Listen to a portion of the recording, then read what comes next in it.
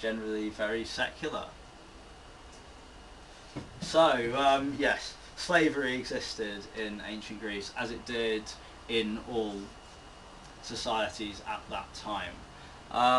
Slaves were a minority of the population in Athens. We don't know quite what fraction. We don't have enough records, although they were a massive majority in Sparta.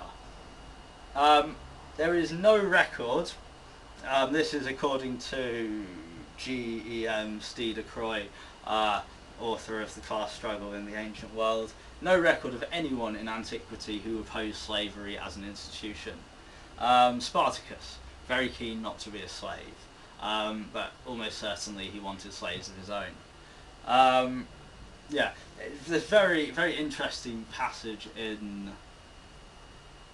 Aristotle. He talks about the tripods of Hephaestus. He imagines these machines, these magical machines that can do all the work and automate everything.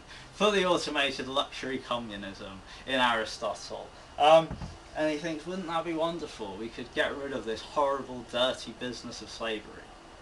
Those are the two options he saw, slavery and full automation. No others. Slaves had legal protections in Athens. I mean, what slavery meant in different societies has differed. They certainly didn't have legal protection in Sparta and didn't have legal protections in Rome for at least most of Roman history. If you killed your slave in Athens, that was murder, and you would be executed for it. Yeah, it was a very, very low mode of production, ancient Greece. The economy was very primitive, even their accounting was very primitive, and yeah, it's just a universal at that period in history.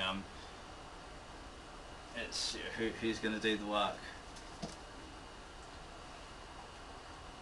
Okay, so a few hundred years later in Rome, this is St. Paul writing in the New Testament.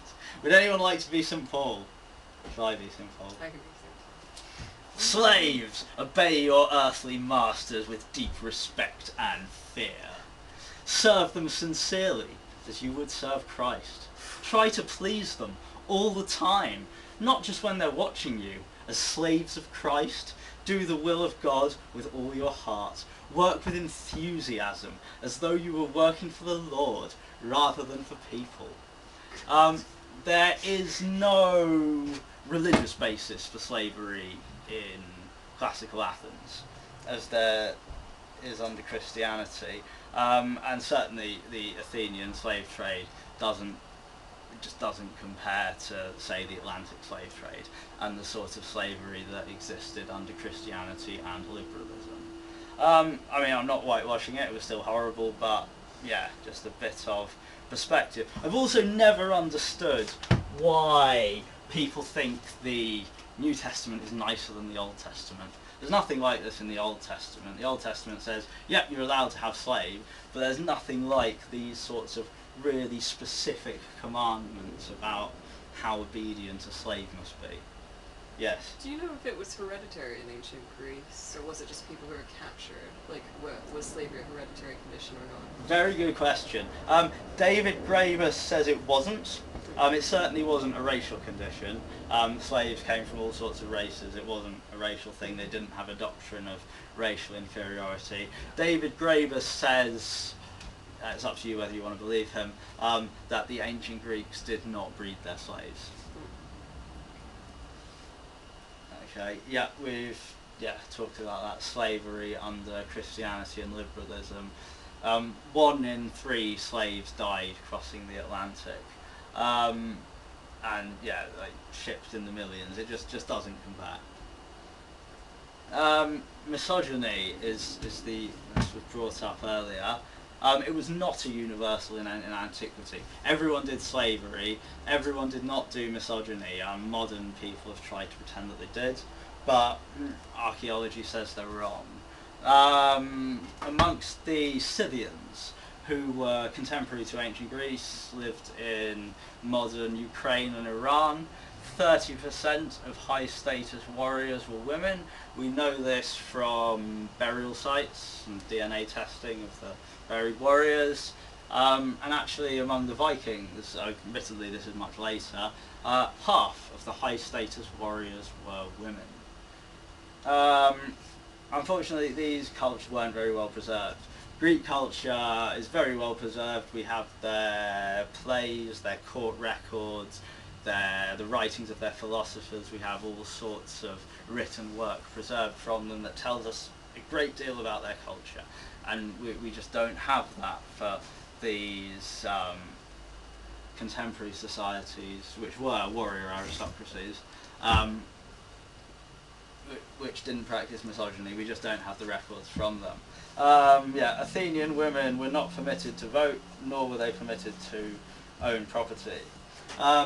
Like slavery, there was no religious basis for the inferiority of women. There's no commandment from the gods that women must be inferior. These are Scythian warrior women. They fought on horseback with bows and arrows. They're recorded by the Greek historian Herodotus, and they're believed to be where the myth of the Amazons came from. Once again, St. Paul. Anyone want to be St. Paul? Yeah. Wives. Oh dear. Go. Wives, submit yourself unto your own husbands as you do unto the Lord. For the husband is the head of the wife, as Christ is the head of the church, his body, of which he is the Savior. Now as the church submits to Christ, so also wives should submit to their husbands in everything. There we go. Again, why people think the New Testament is nicer than the Old Testament, I don't get. There's some pretty misogynistic stuff in the Old Testament, but there's nothing this detailed commanding women to be submissive and inferior. It lasted for about 200 years, the classical period of Greece, where all the art and the philosophy and the drama and so forth comes from. But it was ultimately destroyed.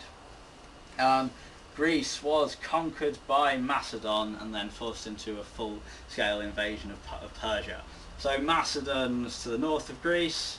It was a authoritarian society, a hereditary king thing. You had King Philip observed the wars in Greece, the hoplites with the spears in the phalanx formation. He worked out how to do this with longer spears, get the people to be able to move as a block with much longer spears, and he also developed heavy cavalry in numbers not seen before. The hammer and the anvil, the heavy cavalry would smash the enemy against the wall of spears. So he invades Greece. He dies. He leaves his kingdom to his son Alexandros Komnegas, who conquers Greece. The city of Thebes, we see the burning of Thebes here. Alexander kills every man in Thebes. He sells all the women and children as slaves, and he burns the city to the ground. And he tells the rest of Greece, join me or you suffer the same fate. So Greece joins him, and joins him in his mad crusade against Persia, which was enormous. Greece was actually, its achievements in terms of art and science and philosophy and so forth are all the more astounding because compared to most of the societies around it, Greece was actually quite poor. All the money was in Persia, which is why Persia was the place Alexander wanted to loot.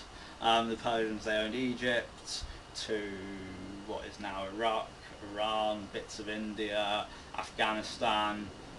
Persian Empire was enormous.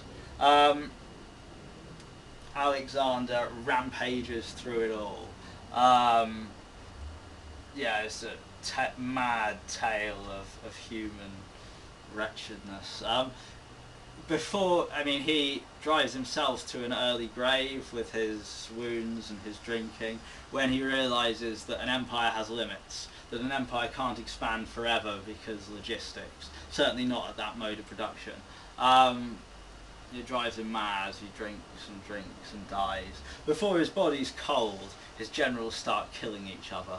And the Persian Empire wasn't great, but if you measure the oppression of the peasants by the percentage of their harvest they had to give to someone else, that was very small compared to what happened afterwards under the Diadochi, Alexander's successors.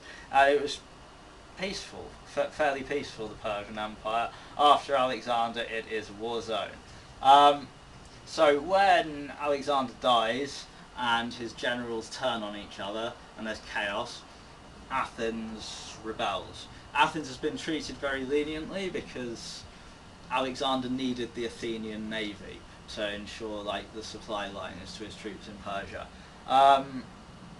This was also one of the reasons democracy was so strong in Athens. Its navy was its great strength, and the navy is full of poor people, and if the city became too oligarchic, the ships would mutiny and go pirate. So Athens rebels and is brutally crushed.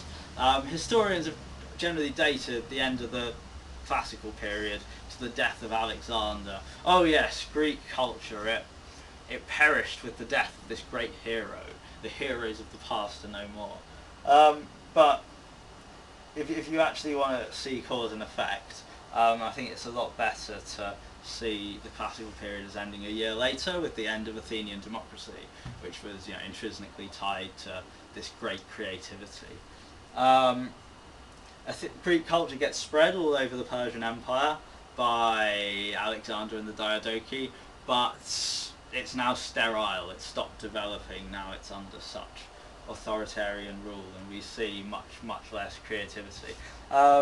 They didn't just lie down and take it, the Athenians. Before they were conquered by the Romans, there were 6 uprisings to try and restore democracy in Athens, all of them crushed by much larger Macedonian armed force. Athens is sacked by General Sulla, who is famous for being the most brutal dictator Rome ever saw. Dictator was a rank in Rome. If ever the Romans thought there was a crisis, the plebs are getting too uppity, they'd appoint somebody dictator and give them absolute power for 6 months or a year. And Sulla made the most brutal use of these powers. He's responsible for killing many thousands of plebs from the city of Rome. And he also the sack of Athens, lovely guy. Rome was terrified of the democratic ideas in Greece. Cities back then, they were all built of wood. They were gigantic fire hazards. Cities with Greek influence in the Roman Empire were not permitted to form fire brigades, because the fire brigades might become meeting places and places for political organisation. That's how paranoid they were. We have, follow it, a few hundred years later we have Christianity, which is imposed upon the Greek world by Rome. Is this a picture from Warhammer? It is. Let's check. So, as the story goes, pagan Rome was this horrible, decadent place. You had, the mob! You had this horrible mob of violence-addled degenerates addicted to the arena. And Christianity came along. It was a moral transformation. People looked inside themselves. They found a better way. They gave up the old ideas of revenge. They believed in peace and love and mercy and forgiveness. Wasn't it lovely? If you actually look at the facts, though, it's quite different. For one thing, again, as with Greece, in Rome, all the written records are from very rich people. The mob, this idea that a mob is this horrible, bad thing. Rome is where it comes from. But an event I find is quite illustrative of what... we don't have anything written by members of the mob, but Caesar organised a great display at the arena. he'd been campaigning, I think it was must have been Africa. He captured a load of elephants, and he thought, wouldn't it be great, we'll have the elephants versus gladiators with javelins. People will never have seen an elephant before. They'll love it. The elephants are very intelligent creatures. They can see exactly what's going on here. They know that if they fight, they'll lose. So first what they do is they try and escape. They batter their way against the doors of the arena. Once they realise that they can't get out, they don't try and fight, they lie down. They look at the crowd and they wail terribly and appeal to the crowd to help them. And the crowd's horrified. The crowd's moved to tears, and the crowd riots because of this atrocity that they've seen. That was the real Roman mob. Christian writers talk about Christian martyrs being fed to the lions in the arena. That didn't happen, although we do have records of pagans being fed to the lions in the arena under Christian Rome. If you look at what actually happened when Christianity takes control of the Roman Empire... so I'm going to have to pause you because... Pause me. Unfortunately,